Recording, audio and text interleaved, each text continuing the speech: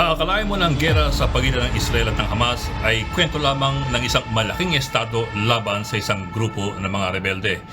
Pero sa baging ito po ng mundo, kabit-kabit hindi lamang ang kasaysayan, kundi pati ang dugo at ang mga alyansa.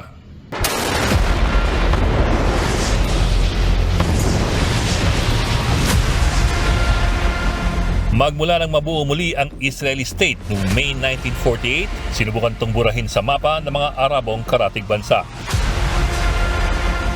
Magkabilaan kasi ang mga hinanakit sa lugar na ito. Daang libong mga Palestino ang na-displace o nawala ng tirahan dahil sa pagpasok ng mga Jewish migrants mula Europa na sa tingin nilang pagbabalik nila sa Promised Land. At nagpapatuloy pa rin yung migration na yan at ang displacement din na yan, taon-taon hanggang ngayon. Sa panig naman ng Israel, parati silang nasa state of war dahil sa ilang ulit silang sinubukang kubkubin ng mga Arab states. Ang desisyon ng UN, magtatag na lang ng isang Israeli state at ng isang Palestinian state. Ito po ang mapa na ginawa ng UN sa ilalim ng Resolution 181. Ang kulay pula po ay lugar dapat ng mga Palestino at ang kulay asul naman ay lugar dapat para sa mga Israeli. Pero sa pagdaan ng paulit-ulit na digmaan, lumawak ang teritoryo ng Israel at lumiit ang teritoryo ng Jordan, Egypt at ng Palestinian State. Sa lahat ng mga nagdaang gera, nilampaso ng Israel ang Egypt, Jordan, Syria at ang Lebanon at ilang dekada silang mga mortal na magkaaway.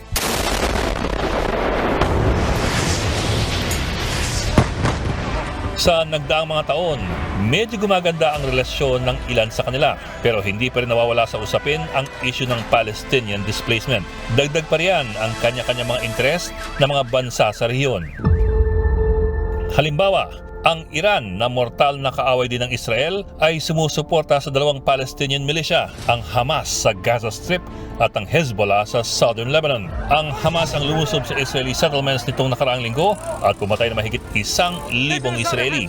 Ang Hezbollah naman, pinangangambaang sumali at magbukas ng second front laban sa Israel mula sa Southern Lebanon.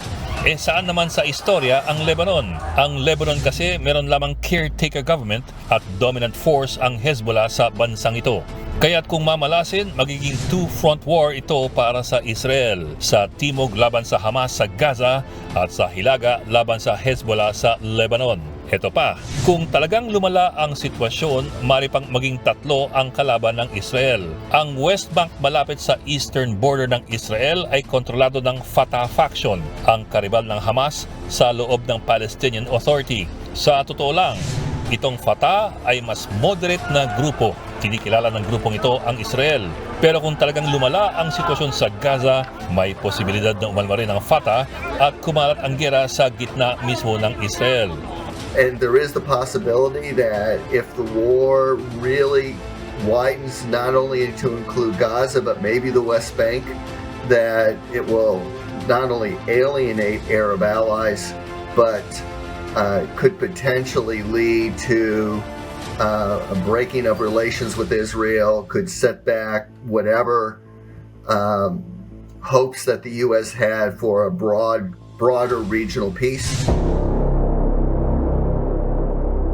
Sa lagay na yan, nandun pa lang tayo sa usapin ng borders ng Israel. Nariyan pa ang Syria na may sarili ring hinanakit laban sa Israel. Itong linggo lamang, binomba ng Israel ang ilang airport ng Syria para i-disrupt ang pagpasok ng Iranian supplies na para daw sa Hezbollah. Ngayon, merong karagdagang komplikasyon yan. Ang Syria ay matagal nang kaalyado ng Russia. Katunayan, ang Russian Black Sea Fleet ay nakabase na ngayon sa Syrian port ng Tartus. Ang Russia siyempre ay hindi good vibe sa US na kaalyado naman ng Israel, lalo na dahil sa Russian involvement daw sa US elections at sa Russian invasion sa Ukraine. At ngayon pa lamang, inistasyon na ng US ang kanilang pinakamalaking aircraft carrier sa Eastern Mediterranean at meron pang pangalawang parating. Sasaba kaya ang US at Russia sa sigalot na ito? Sa ngayon, wala pa pong indikasyon. Pero yan ang parating pangamba ng marami.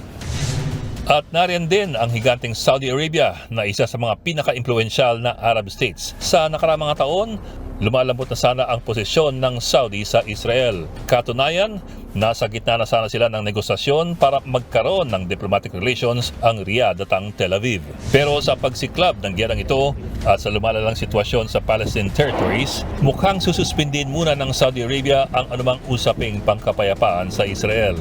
Sa totoo lamang, kaaway naman din ng Saudi ang Iran na supporter ng Hamas at Hezbollah. Pero malakas kasi ang simpatya para sa Palestinian cause sa lahat ng Arab states. At kahit na hindi sila sang-ayon sa ginawa ng Hamas, maring hindi nila matatalikuran ng issue na naging sentro ng kanilang tradisyon at kasaysayan sa loob ng 7 dekada.